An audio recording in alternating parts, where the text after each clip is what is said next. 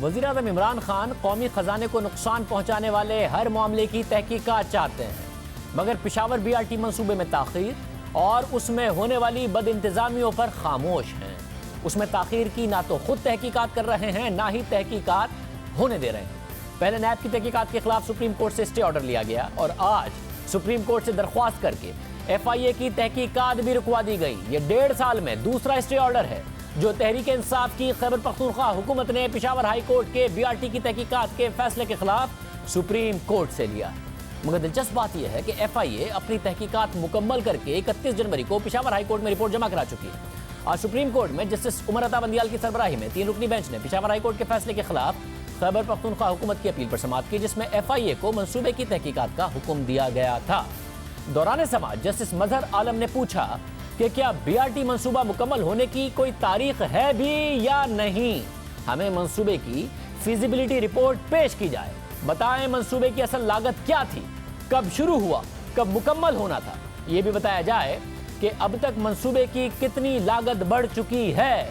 ان سوالوں کے جواب میں پشاور ڈیولپمنٹ اتھارٹی کے وکیل نے عدالت کو بتایا کہ ہم یہ تمام تفصیلات فراہم کر چکے ہیں، جس پر جسٹس مظہر عالم نے ریمارکس دیے کہ منصوبہ 2017 میں شروع ہوا اور تکمیل کی مدت 6 مہینے تھی۔ انہوں نے سوال کیا کہ بی آر ٹی منصوبہ اب تک کیوں مکمل نہیں ہوا۔ اس موقع پر خیبر پختونخوا حکومت کے وکیل نے عدالت کو بتایا کہ منصوبے کے ڈیزائن میں متعدد بار تبدیلیاں کرنا پڑیں، جس سے تاخیر ہوئی۔ انہوں نے عدالت کو بتایا کہ پشاور ہائی کورٹ نے ریکارڈ دیکھے بغیر فیصلہ دے دیا۔ پشاور ہائی کورٹ نے جو فیصلہ دیا اس کی تو درخواست گزار نے درخواست ہی نہیں کی تھی۔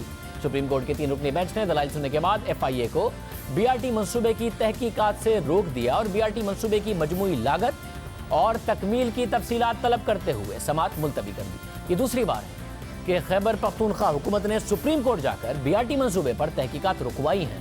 اس سے پہلے جولائی 2018 کو بھی پشاور ہائی کورٹ کے چیف جسٹس وقار احمد نے جے یو آئی ایف کے رہنما امان اللہ حقانی کی درخواست پر نیب کو پشاور میٹرو میں ہونے والی بے قاعدگیوں کی تحقیقات کا حکم دیا تھا، مگر خیبر پختونخوا حکومت نے اس وقت بھی سپریم کورٹ جا کر اس پر عمل درآمد رکوا دیا تھا، جس کے بعد پشاور ہائی کورٹ نے نومبر 2019 کے فیصلے میں پشاور میٹرو کے منصوبے کے حوالے سے بد انتظامی اور بغیر منصوبہ بندی کے میگا پروجیکٹ شروع کرنے پر ایف آئی اے کو 45 دن میں تحقیقات مکمل کرنے کا حکم دیا، جس پر اب دوبارہ اسٹے آرڈر حاصل کر لیا گیا۔ مگر ایف آئی اے نے پشاور ہائی کورٹ میں بی آر ٹی کی تحقیقات کی رپورٹ پہلے ہی جمع کرا دی ہے، جس میں عدالت کی جانب سے پوچھے گئے 58 سوالات کے جواب دیے گئے ہیں، مگر سپریم کورٹ کے فیصلے کے بعد تحقیقات کی رپورٹ سامنے آئے گی یا نہیں، یہ بہت اہم سوال ہے۔ پروگرام میں آگے بڑھتے ہیں اور بات کرتے ہیں بہت اہم خبر کی۔ اسلام آباد میں 28 جنوری کو نیشنل پریس کلب کے باہر کچھ نوجوانوں نے منظور پشتین کی گرفتاری کے خلاف مظاہرہ کیا تھا۔ اس مظاہرے کے دوران 23 کے قریب نوجوانوں کو احتجاج کرنے پر گرفتار کر لیا گیا اور ان پر دہشت گردی کی دفعات لگا دی گئی۔ اسلام آباد ہائی کورٹ کے چیف جسٹس اطہر من اللہ نے آج ان کی درخواست ضمانت پر سماعت کی اور اس دوران ان کے اہم ریمارکس سامنے آئے۔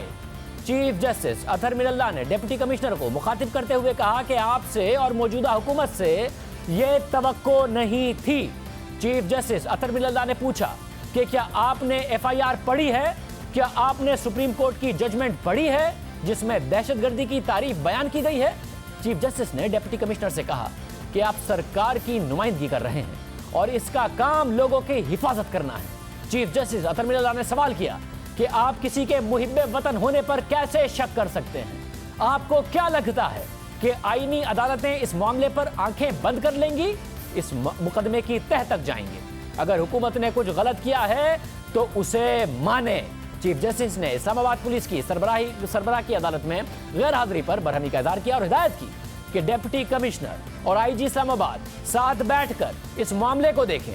چیف جسٹس نے کہا کہ آپ کو 1 ہفتے کا وقت دے رہا ہوں، اس معاملے کو دیکھیں اور رپورٹ دیں، جس کے بعد عدالت نے تمام ملزمات کی ضمانت بعد گرفتاری کی درخواست منظور کرتے ہوئے تمام افراد کو رہا کرنے کا حکم دے دیا اور کیس کی سماعت 1 ہفتے کے لیے ملتوی کر دی۔ اس کیس میں اسلام آباد ہائی کورٹ کے اہم ریمارکس سامنے آئے ہیں، جس پر حکومت کو سوچنے، غور کرنے اور غدار قرار دینے کے کلچر کے خاتمے کے لیے مثبت اقدام کی ضرورت ہے، کیونکہ کوئی شخص اگر اپنے حق کے لیے بات کرتا ہے یا کسی بھی معاملے پر جہاں اسے لگتا ہے کہ انصاف نہیں ہوا اور وہ اس کے لیے آواز اٹھاتا ہے یا وہ حکومت کے کسی فیصلے سے اختلاف رائے رکھتا ہے اور اس کا اظہار کر دیتا ہے، کسی شخص کو یہ لگے کہ اس کے ساتھ زیادتی ہوئی ہے یا اس کی حق تلفی ہو رہی ہے جس پر وہ حکومت کے سامنے اپنا احتجاج ریکارڈ کرائے اور اس کے لیے پرامن طریقہ کار اپنائے، پھر اس پر غداری کا الزام لگا دیا جائے، دہشت گردی کی سند دے دی جائے، تو یہ معاملے کا حل تو نہیں ہے۔ بات تو سننے سے بنتی ہے، اظہار رائے پر پابندی سے نہیں،